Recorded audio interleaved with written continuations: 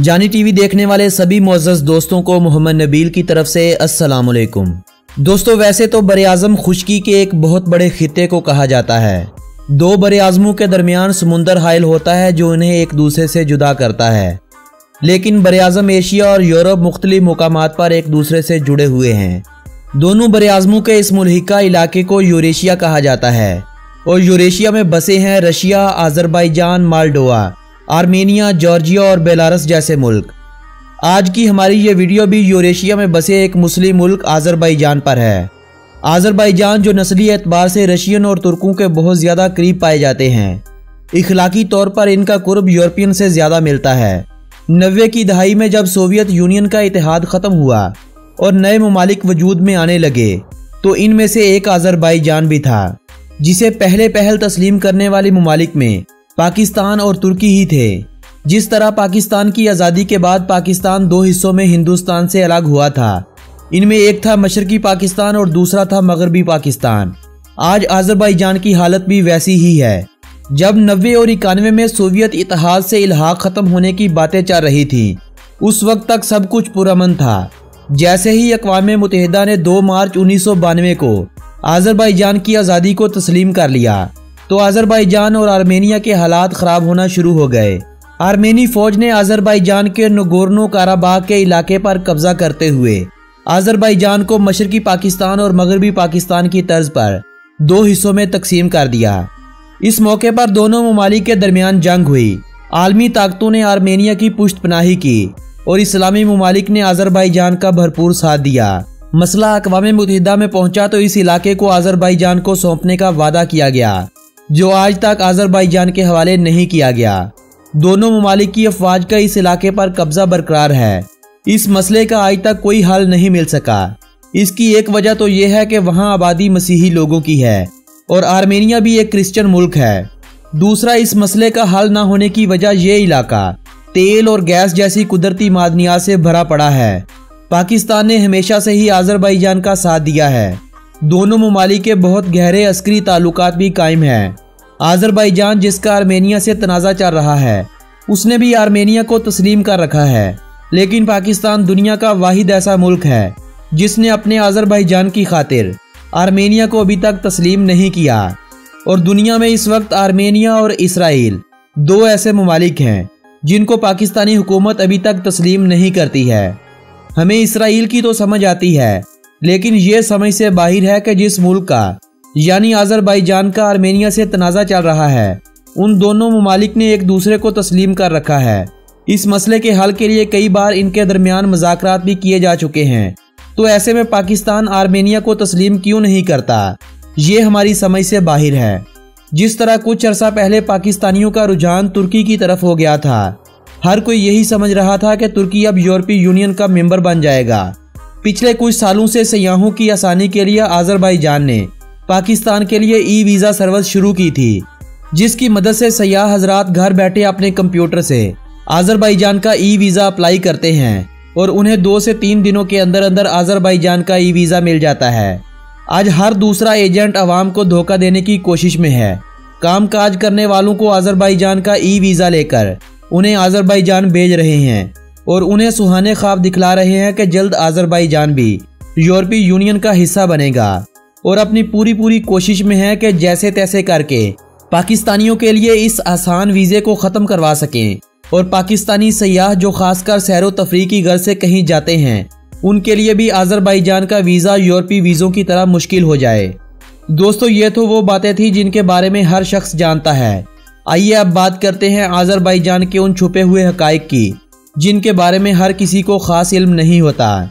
मगर इस वीडियो में आगे बढ़ने से कबल नए आने वाले दोस्तों से मैं गुजारिश करता हूं कि अगर आपने अभी तक YouTube पर मौजूद हमारे इस चैनल जानी टीवी को सब्सक्राइब नहीं किया तो जल्दी से हमारे इस चैनल को सब्सक्राइब कर लीजिए और साथ बने बेल के आइकॉन को भी दबा दीजिए ताकि सैरो तफरीह और मालूमात पर बनाई गई कोई भी वीडियो आप दोस्तों से कहीं मिस ना हो जाए। दोस्तों, अज़रबैजान की सरहदें इस वक्त मशरिक में कैस्पियन सी, शुमाल में रूस और जॉर्जिया, मगरिब में आर्मेनिया और तुर्की, जबकि जनूबी सिंध से ईरान जैसे मुल्क से मिलती हैं। इस वक्त जिस रकबे पर आज़री हुकूमत कायम है वो रकबा है 86,600 मरबा किलोमीटर का। अपने रकबे के एतबार से यह मुल्क इस वक्त दुनिया का 112वां बड़ा मुल्क है। मुल्क के 4,400 मरबा किलोमीटर के रकबे पर इस वक्त आर्मेनी अफवाज का कब्जा भी कायम है। मुल्क की मौजूदा आबादी 1,27,000 अफराद के करीब है और यह मुल्क अपनी आबादी के हवाले से इस वक्त दुनिया भर में 90 नंबर पर आने वाला बड़ा मुल्क तस्वर किया जाता है। यह मुल्क दुनिया के उन ममालिक में से एक है जिन पर अलेक्जेंडर यानी सिकंदर आजम की हुकूमत भी रह चुकी है। उमवी दौरे हुकूमत में इस मुल्क पर अरब से आने वाले मुसलमानों ने कब्जा किया था और फिर आने वाले सालों में इस्लाम इस खित्ते में फैलता चला गया। जब सल्तनत रूस का खात्मा हो रहा था तो अज़रबैजान, आर्मेनिया और जॉर्जिया ने मिलकर एक रियासत कायम की जिसका बहुत जल्द खात्मा भी हो गया और 1918 में अज़रबैजान ने तीनों ममालिक की इस मुल्हिका रियासत से अलहदगी इख्तियार करते हुए अपनी आज़ादी का ऐलान कर दिया। इस रियासत को दुनिया की पहली मुस्लिम पार्लिमानी रियासत होने का भी एजाज़ हासिल हुआ था। 1936 में अज़रबैजान सोवियत यूनियन का दोबारा से हिस्सा बना और 1992 तक ये रूसियों के मोहताज ही रहे। आज अज़रबैजान आज़ाद है। इनकी आज़ादी को आप इस मुल्क में पहुंचकर ही सही तरह से महसूस कर सकते हैं। कैस्पियन सी के किनारे बसा बादे कुबा शहर, जिसका नाम मुसलमानों ने हवाओं का मारा शहर के तौर पर रखा था, आने वाली सदियों में बिगड़कर बाकू हो गया। आज इस शहर को मुल्क का सबसे बड़ा शहर होने के अलावा इस मुल्क का दारुल हुकूमत होने का भी एजाज़ हासिल है। अज़रबैजानी इस मुल्क की सरकारी जुबान है। यह जुबान तुर्की जुबान से निकली हुई एक शाख है। जिस तरह हिंदी बोलने वाले उर्दू को आसानी से समझ लेते हैं, वैसे ही तुर्किश बोलने वाले अज़रबैजानी जुबान को आसानी से समझ लेते हैं। इसके अलावा मुल्क में दूसरी ज़्यादा बोली जाने वाली जुबानों में जॉर्जियन, आर्मेनियन, रशियन और तैलिश जुबान अहम है। इसके अलावा दीगर 10 जुबानें भी इस मुल्क में बोली जाती हैं, मगर इनके बोलने वालों की तादाद बहुत ही कम होती है। अज़रबैजान के अगर मज़ाहब की बात की जाए तो मुल्क की 97.4% आबादी मुसलमान है। मुसलमानों में ज़्यादा आबादी शिया और फिर सुन्नी मुसलमानों की है। मुसलमानों के अलावा इस मुल्क में 1.1% मसीही बरादरी भी मुकीम है। 1% ऐसे लोग हैं जिनका कोई भी दीन या मज़हब से ताल्लुक़ नहीं है और ना ही ये अपना दीन मज़हब वाज़े करना पसंद करते हैं। 0.5% में दूसरे मज़ाहब के लोग भी इस मुल्क में बसते हैं। इन दूसरे मज़ाहब के लोगों में यहूदी और बहायत के पैरोकारों की अक्सरियत ज़्यादा है। इस मुल्क की तरक्की के पीछे इस मुल्क का तालीमी निज़ाम भी कार फरमा है। इस मुल्क का लिटरेसी रेट 99.5% है। मुल्क में इब्तदाई और सानवी तालीम मुफ्त है। माली हालात से मुतासरा अफराद को हुकूमती वजीफे पर भी फ्री पढ़ाया जाता है। अज़रबैजान की आमदनी में इस वक्त 2/3 किरदार तेल और गैस का है। इनके अलावा सोना, चांदी, लोहा, तांबा और दूसरी अहम धातें हैं जिनकी कानकुनी से इस मुल्क की मईशत को फ़ायदा पहुंच रहा है। अज़रबैजान का 55% रकबा काबिल काश्त है। अंगूरों की बहुत ज़्यादा फार्मिंग इस मुल्क में हो रही है। इन अंगूरों से शराब तैयार करके रशिया जैसे ममालिक और दूसरे हमसाय ममालिक में एक्सपोर्ट की जाती है। इसके अलावा गंदम, आलू, चुकंदर, कपास और तंबाकू इस मुल्क में होने वाली मशहूर फसलें हैं। लाइव स्टॉक, डेयरी प्रोडक्ट्स और फिशिंग भी कहीं ना कहीं इस मुल्क की तरक्की में अपना किरदार अदा कर रही हैं। अगर हम इस मुल्क में टूरिज्म इंडस्ट्री को अहम ना समझें तो ये इस मुल्क की मईशत के साथ ज्यादती होगी। अज़रबैजान ने काराबाग जंग के बाद हर आने वाले साल में अपने मुल्क को एक अच्छी शख्सियत के तौर पर दुनिया में उभारा है। इस मुल्क में मौजूद अजायब घर, मुल्क के 8 बड़े नेशनल पार्क्स, इस्लामी विरसा और सकाफत जो हज़ारों सालों से ये लोग संभाले हुए हैं। इसके अलावा खूबसूरत पहाड़ों की हाइकिंग सियाहों को इस मुल्क में खींच रही है। बाकू शहर और बाकू के साहिल एशिया का दूसरा बैंकॉक बन रहे हैं। साल 2017 में इस मुल्क में 27 लाख गैर मुल्की सयाहों ने विजिट किया था, लेकिन साल 2020 इस मुल्क में सयाहत के लिए सबसे बेहतरीन साल तस्वर किया जाएगा। एक तो बाकू में UEFA चैंपियन लीग के कुछ मैचेस भी हैं, दूसरा इस मुल्क का आसान वीज़ा सयाहों को इस मुल्क में खींचेगा। .az इस मुल्क का कंट्री डोमेन नेम है। और +994 इस मुल्क का कंट्री कोड है। मुल्क की करेंसी को मन्नात कहा जाता है। इनका एक मन्नात इस वक्त 90.74 पाकिस्तानी रुपयों जबकि 41.61 भारतीय रुपयों के बराबर समझा जाता है। अगर आप आर्मेनिया गए हैं और आपने आर्मेनिया का वो इलाका विजिट किया है जो है तो अज़रबैजान का, लेकिन उस पर आर्मेनी अफवाज का कब्जा है, याद रखें अगर आपने वो इलाका विजिट किया है तो आपको अज़रबैजान में एंट्री नहीं मिलेगी। अज़रबैजान की कुल मुल्की पैदावार 189 बिलियन US है, जबकि इस मुल्क में फीकस मजमूई आमदनी 18,793 US के करीब है। इस मुल्क में कुल बहने वाले दरियाओं की तादाद 8,359 है, जिनमें से 8,188 दरिया 25 किलोमीटर से भी छोटे हैं। मुल्क में 10 बड़ी झीलों के अलावा कुल झीलों की तादाद 450 से भी ज्यादा है।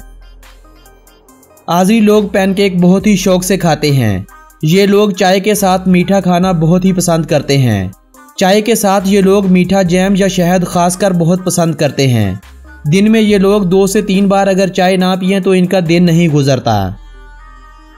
अज़रबैजान का इलाका काराबाग जिस पर आर्मेनिया का कब्जा है, इस खित्ते के घोड़े घोड़ों की दुनिया के हीरो कहलाए जाते हैं। ये घोड़े अपने हुस्न और अपनी तेज रफ्तारी की बदौलत पूरी दुनिया में बहुत ही मशहूर है। आज़री मनात यानी आज़री करेंसी यूरो करेंसी से मिलती जुलती है। अज़रबैजानी लोग सोने के दांत लगवाने के बहुत ही शौकीन होते हैं, यहाँ तक कि ये लोग अपने अच्छे भले दांतों को निकलवाकर सोने के दांत लगवा लेते हैं। कारपेट और कालीन इस मुल्क के देही इलाकों में कई सदियों से बनाया जा रहा है।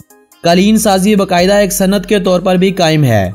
बाकू में समुंदर किनारे कारपेट म्यूजियम का इफ्ताह करके साल 2014 में अज़रबैजानी हुकूमत ने यह साबित किया था कि कालीन साजी इनके खून में बसी हुई है। फ्री स्टाइल रेसलिंग इस मुल्क की कौमी खेल होने का एजाज़ रखती है। इस मुल्क में म्यूजिक सुनना और बजाना भी एक खेल के तौर पर ही लिया जाता है।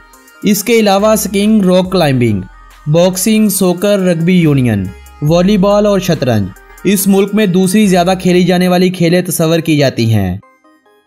पर्शियन आयरन वुड इस मुल्क का कौमी दरख्त होने का एजाज़ रखता है। अनार को इस मुल्क का कौमी फल तस्वर किया जाता है। काराबाग हॉर्स को इस मुल्क का कौमी जानवर कहा जाता है। कुजवेनी चकोर को इस मुल्क का कौमी परिंदा माना जाता है। जेरबीरा के फूल को इस मुल्क का कौमी फूल कहा जाता है। अज़रबैजान में गैस की बहुतायत है। मुल्क में कई जगह ऐसी हैं जहां हर वक्त गैस निकल रही होती है। कई मुकामात ऐसे भी हैं जहां कई सालों से मुसलसल गैस के इखराज से आग भी जल रही है। बाकू में बनाया गया फ्लेम टावर इसी बात की निशानी है कि खुदा ने इस मुल्क को गैस जैसी नेमत से नवाज रखा है। अज़रबैजान के शहर बाकू को अगर हम एशिया का वीनस कहें तो ये भी कोई गलत बात नहीं होगी। वीनस शहर की तर्ज पर नहरें इसी शहर से भी गुजारी गई हैं, जिन नहरों में गंडोला कश्तियों का राज रहता है। इन गंडोला कश्तियों में बैठकर आप इस शहर की खूबसूरती का एक नए अंदाज में मजा ले सकते हैं। 2010 में अज़रबैजान में लगा झंडा दुनिया के सबसे बुलंद पोल पर लहराता नजर आता था, लेकिन साल 2010 में ताजिकिस्तान ने दुनिया के सबसे ऊंचे पोल पर अपने झंडे को लहराकर ये एजाज अज़रबैजान से छीनकर अपने नाम कर लिया था। आज ऑयल एक्सपोर्ट करने वाले ममालिक में अज़रबैजान का एक बड़ा नाम है, मगर सबसे बड़ा नहीं। पहली जंग अजीम से पहले अज़रबैजान सारी दुनिया का आधा तेल अकेला सप्लाई किया करता था। अज़रबैजान में 400 से ज्यादा मड वोल्केनोज हैं। दूसरे ममालिक से आए लोग इन वोल्केनोज को देखना बहुत पसंद करते हैं। पहले इस मुल्क में रशियन जुबान तालीमी निसाब का हिस्सा हुआ करती थी, लेकिन अब रशियन और अंग्रेजी दूसरी और तीसरी जुबानों के तौर पर इस मुल्क में बोली और पढ़ी जाती हैं। मुल्क के पुराने लोग जिन्होंने आज़ादी से पहले का अज़रबैजान देख रखा है, वो लोग रशियन जुबान पर मुकम्मल अबूर भी रखते हैं, और जो आज की नई नस्ल है वो रशियन जुबान से इतना ही लगाव रखती है जितना हम पाकिस्तानी अज़रबैजानी जुबान से रखते हैं। अज़रबैजान का दुनिया में एक अच्छा नाम है, और इस अच्छे नाम की वजह यह भी है कि इस मुल्क का मीडिया आज़ाद नहीं है।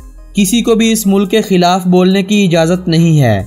यही वजह है कि अगर कोई छोटा मोटा फसाद या हंगामा हो भी जाता है, वो ना तो किसी दूसरे मुल्क में पता चलता है और ना ही मुल्क की आलमी सतह पर बदनामी होती है। इस मुल्क के नाम का मतलब है लैंड ऑफ फायर। इस नाम रखने की एक वजह यह भी है कि हजारों साल पहले जब इस मुल्क में गैस की बहुतात की वजह से गर्म मौसम में आग भड़क उठती थी तो इस मुल्क के लोग इस आग की पूजा किया करते थे। इसी मुनासबत से इस मुल्क को आज लैंड ऑफ फायर यानी आग की सरजमीन कहा जाता है। इस मुल्क में सदारती निज़ाम लागू है। पहले इस मुल्क में मुंतखब होने वाले सदर की मुद्दत 5 साल हुआ करती थी, लेकिन साल 2016 में इसे बढ़ाकर 7 साल कर दिया गया था। 30 अगस्त 1991 को इस मुल्क को आज़ादी मिली थी। इसी वजह से 30 अगस्त का दिन इस मुल्क के लिए जश्न आज़ादी होता है। इस मुल्क के 60% रकबे पर पहाड़ों ने छांव कर रखी है। पाकिस्तान वक्त के लिहाज से आज़रबाईजान से 1 घंटा आगे है, जबकि दोनों ममालिक की सरहदों के दरमियान दूरी 2000 किलोमीटर से कुछ जायद की बनती है। 30 लाख लोगों की रहायशगाह बाकू शहर मुल्क की सबसे बड़ी बंदरगाह होने का एजाज भी अपने पास रखता है। आज़रबाईजान में गर्मियों में ज़्यादा से ज़्यादा दर्जा हरारत 46 डिग्री और सर्दियों में कम से कम -33 डिग्री रिकॉर्ड किया गया था। दुनिया में ईरान के बाद सबसे ज़्यादा शिया आबादी वाला मुस्लिम मुल्क भी यही आज़रबाईजान ही है। फास्ट फूड की दुनिया में KFC का एक बहुत बड़ा नाम है। पूरी दुनिया में इस वक्त 120 से ज़्यादा ममालिक में KFC रेस्टोरेंट खोले जा चुके हैं। इनकी कुल 19,000 से ज़्यादा शाखें काम कर रही हैं। क्या आप जानते हैं कि इनका सबसे बड़ा रेस्टोरेंट कहाँ है? इनका सबसे बड़ा रेस्टोरेंट इसी मुल्क यानी आज़रबाईजान के शहर बाकू में काम कर रहा है। आज़रबाईजान में साल 2018 के दौरान 30 लाख से ज़ायद गैर मुल्कियों ने सफ़र किया था। अगर आप भी आज़रबाईजान जाना चाहते हैं तो आपके लिए सबसे बेहतर ये रहेगा कि आप ईरान का ई-वीज़ा अप्लाई कीजिए, जो हाल ही में ईरान ने पाकिस्तानियों के लिए भी फ्राहम करना शुरू कर दिया है। ईरान का ई-वीज़ा हासिल करने के बाद आज़रबाईजान का ई-वीज़ा अप्लाई करें। $24 इसकी फ़ीस है, वो अदा कीजिए और बाय रोड ईरान और आज़रबाईजान का सस्ते में टूर कीजिए। लोकल ट्रांसपोर्ट का इस्तेमाल करते हुए आप बहुत ही सस्ते में एक अच्छा टूर कर सकते हैं। अगर आपको वीज़ा लेने में दुश्वारी नज़र आती है तो आप कमेंट करते हुए मुझे बताइएगा ज़रूर। मैं आपको एक तफसीली वीडियो की सूरत में बतला दूंगा कि कैसे एक पासपोर्ट और चंद हज़ार रुपयों से आप इन दोनों ममालिक का वीज़ा लेकर इनमें सैर के लिए जा सकते हैं। आज की इस वीडियो में बस इतना ही। अगर आपको हमारी ये वीडियो पसंद आई हो तो इस वीडियो को अपने अजीज़ों अकारब के साथ व्हाट्सएप और फेसबुक वाल पर शेयर करते हुए अपनी पसंदीदगी का इजहार लाजमी कीजिएगा।